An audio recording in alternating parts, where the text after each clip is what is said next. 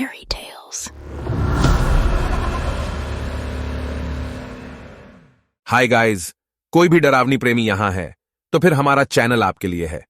हम आपके लिए भयानक डरावनी कहानियां लेकर आए हैं जिन पर विश्वास करना मुश्किल है और सुनना रोमांचकारी है। Keep your ears open.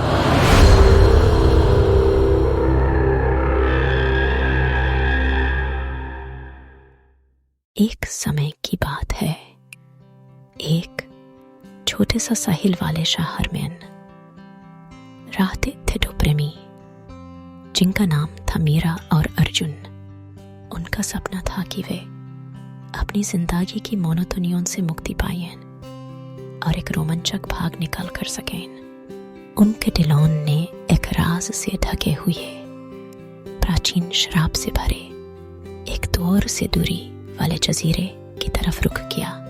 बेहतर जानकारी की कमी के बावजूद उन्होंने अपनी चीजें पाट की और एक यात्रा पर निकले जो उनकी जिंदगी को हमेशा के लिए बदलने वाली थी। उनकी यात्रा उन्हें एल्डरमोर के जजीरे तक ले गई। उसके हरे बहारी वातावरण और शांत सहेलों के साथ यह एक सामान्य राज्य लगता था, लेकिन स्थान के लोगों के सावधानी भरे नज़र और मौन भावनाएं इस जजीरे की काली इतिहास के प्रति इशारा करती थी। पर मीरा और अर्जुन ने इन संकेतों को नजरअंदाज किया और आगे बढ़ गए जजीरे पर आने वाले उन एडवेंचरस दिनों की तरफ।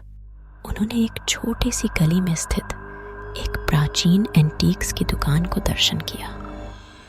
दुकान मालिक एक दुबली पतली बूढ़ी औरत थी जिनकी आंखें ऐसी लगती थी जैसे वे हजारों राज को समेटे हुए हो। उनकी चीजें देखते ही अर्जुन ने एक खूबसूरत जटिल डिजाइन वाले पेन को देखा।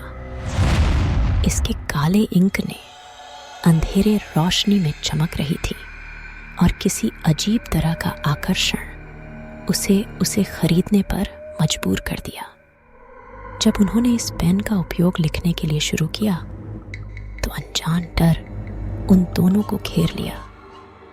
जजीरे का वातावरण दिन प्रतिदिन अंधकार में लिपट जा रहा था और मीरा और अर्जुन के बीच वह प्यार जो पहले उनके दिलों में था वो कमजोर पड़ने लगा।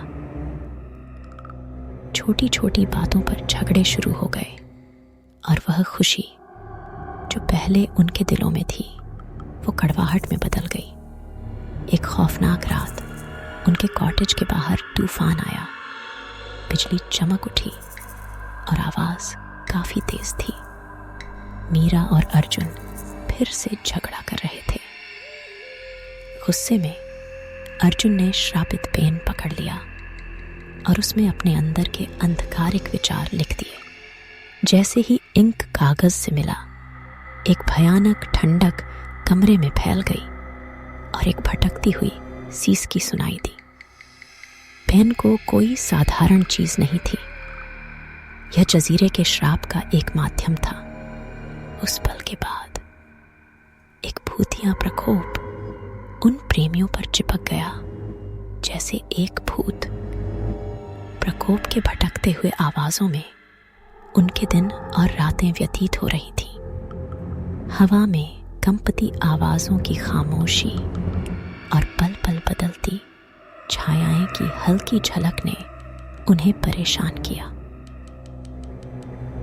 श्राप उनकी आत्माओं पर चिपक गया था, उनके दर्द और तकलीफ को भर दिया था।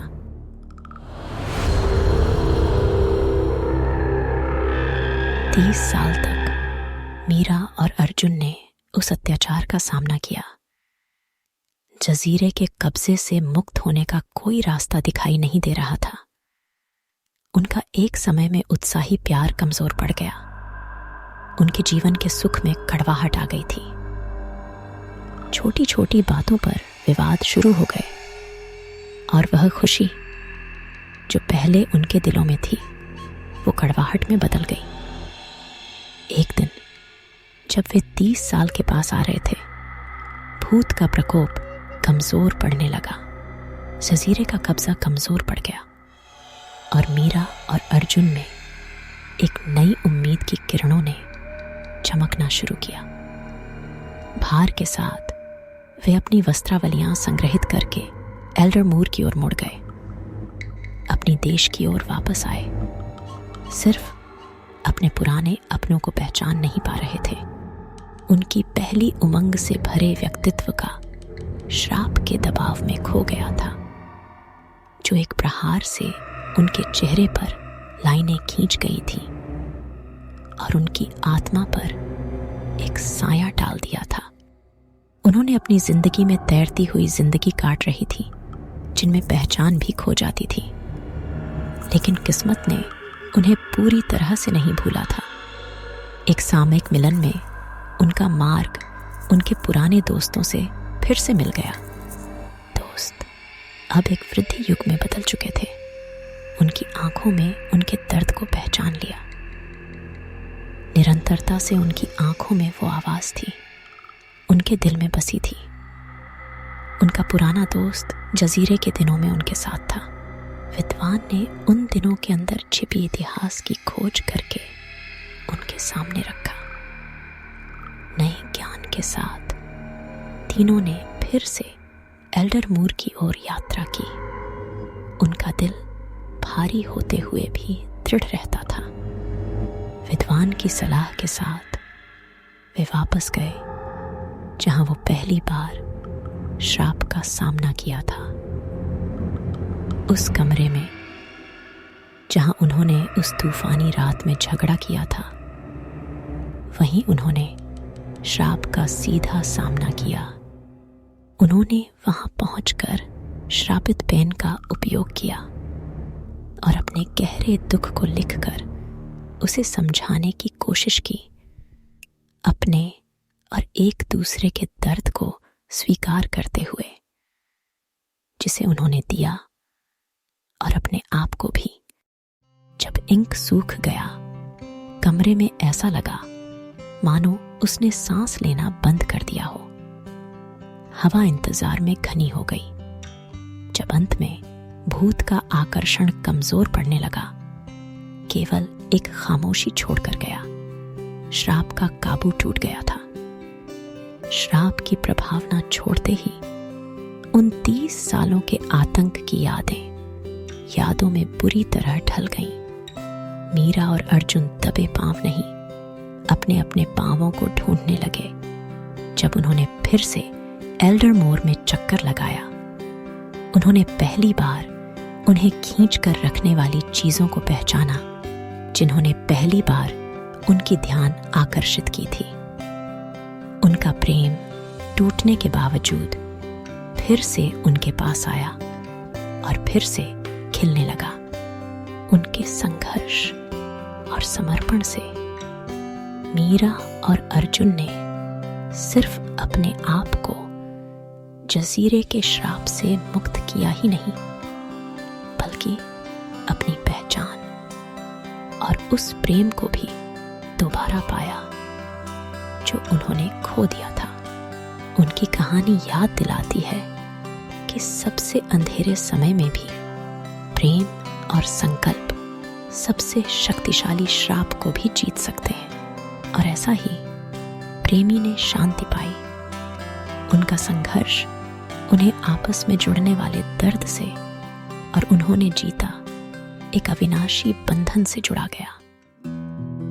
डियर स्टोरी लवर्स, श्रापित आलिंगन की यह कहानी मेरी कल्पना की एक अनोखी दुनिया की यात्रा है। यह कहानी एक प्रेम की अद्वितीय यात्रा को दर्शाती है, जिसे एक प्राचीन श्राप की भावना ने कैसे घेरा और कैसे वो प्रेमी उसके सामने खड़े होने का साहस करते हैं। मीरा और अर्जुन के चरित्र ने मेरी उम्मीदों और विचारों की रूपरेखा को दर्शाया है कि प्रेम में आई मुश्किलें और तकलीफें बहुत अद्भुत तरीकों से हमें बढ़ने और उनसे सीखने का एक अवसर हो सकता है।